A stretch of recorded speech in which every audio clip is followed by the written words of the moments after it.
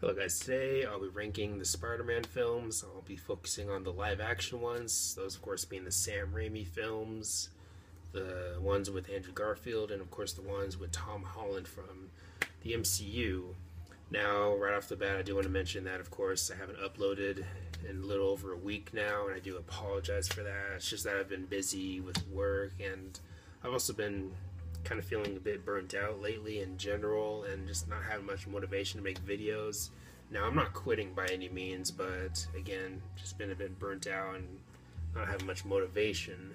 But I will be doing a reaction or a review to the new 3 Days Grace song. I'm still deciding which one I'd rather do, but keep an eye out for that if you're a 3 Days Grace fan. But anyways, to go ahead and dive into this ranking, I'll be going from worst to best. And keep in mind, this is just my personal ranking. You don't have to agree with it, but of course, feel free to let me know your ranking in the comment section below. But anyways, go ahead and get started. At the bottom, I have Amazing Spider-Man 2. I just rarely ever have a reason to return to this film for anything, not even a certain scene or anything like that. It's just a film that just doesn't impress me all that much, and it easily has to be at the bottom for me. I just didn't find the plot all that interesting, and I thought Rhino was pretty terrible in the film. Paul Giamatti's performance, it just left me in like, wow. And Electro, I'm kind of on the fence when it comes to Electro in this film. Some people hate him, some people love him. I'm more towards the middle, to be honest. Then you have the Goblin, which, honestly, the Goblin in this film is kind of a throwaway character, in my opinion, in this film. And the performance in general is honestly not that impressive either from, can't remember the actor's name who played the Goblin, but his performance in this film was honestly not that great. I've seen him do better in other films. I've only seen like one or two other films with him. I know he was in Chronicle. There might have been one other one, but I can't remember. But either way, Goblin, in my opinion, just wasn't that great in this film. And Andrew Garfield, I mean, he did the best he could, I guess you could say. But again, this film in general just isn't all that impressive, in my opinion. And I rarely, again, ever have a reason to return to it. But anyways, next we have Spider-Man 3. The main issue I have with this film is that there are way too many subplots. I mean, they easily should have just cut out Venom out of the film and put him in another film, I guess you could say. Now, Sandman, I thought he was okay. Some people didn't like him, but I thought he was okay. And how he came to be Sandman, not bad. It was visually interesting. With where, I don't know what where that place is where he turned into Sandman. I can't remember what it's called, but I thought it was visually kind of interesting. And the final battle, it's okay, but you also have some infamous cringe in this film, with of course Peter's dancing and turning to an edgy new metal kid, I guess you could say. But by far my least favorite scene in the film is when Peter is dancing with Gwen in front of Mary Jane. That scene just really gets under my skin. It really makes me mad. I hate watching that scene every time I see it. I just can't stand watching a single second of that scene. One of my least favorite scenes, maybe of all time in film. I just really can't stand it. But yeah, Spider-Man 3, it has its moments, but it's easily one of the worst. And of course, the worst in the Sam Raimi trilogy. But next we have Amazing Spider-Man. And the Lizard, I'm kind of in the middle about him. And the actor that played the Lizard, his performance was really not all that interesting to watch, in my opinion.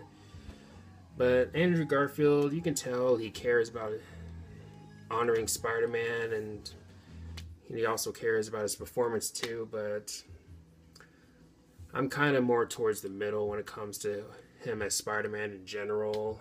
I mean, some people really like him, some people don't like him, but I'm more towards the middle, to be honest.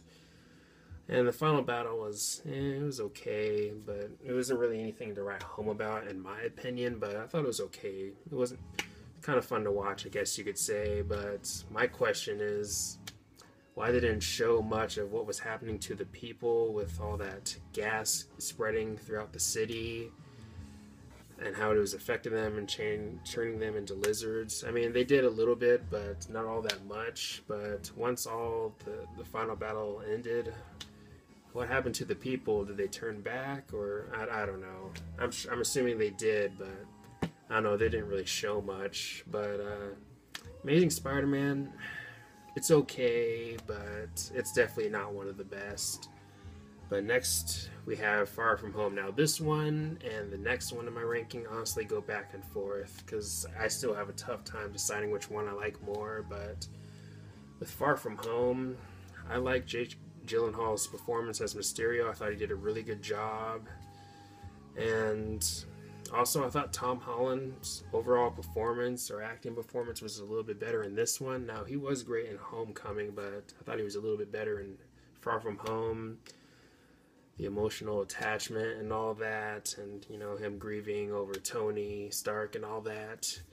But yeah, Far From Home I just really enjoyed. And you also have that scene that I think is maybe one of my favorite scenes out of the Spider-Man films. Maybe not number one, but it's still one of my favorites. And that scene being, of course, seeing Spider-Man getting beat up constantly by Mysterio. Just seeing the visuals around him is just so intriguing to watch, in my opinion.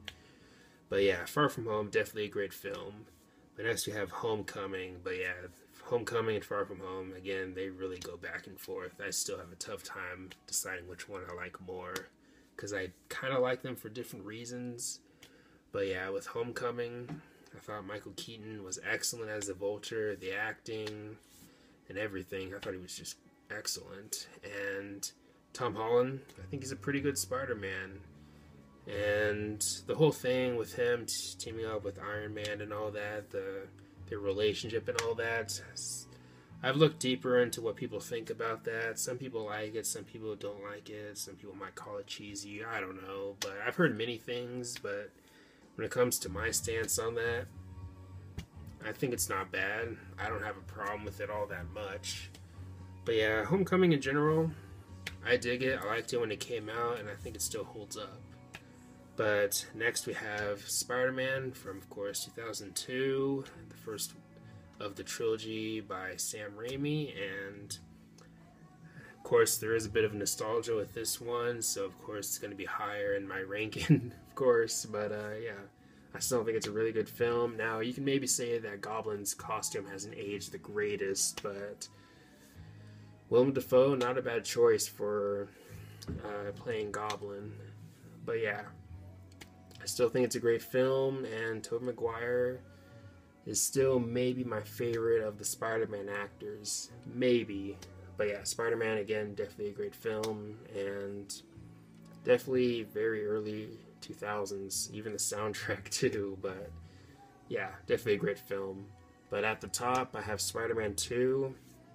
The thing with this film, I just do not have any clear critiques with this one in general.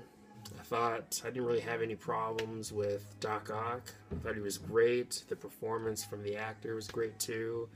I'm blanking out on his name, but I know I've seen him in other things, but I thought he was great as Doc Ock.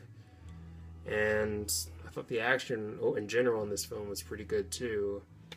And also you have that train scene too, which is of course one of the best scenes out of all the Spider-Man films.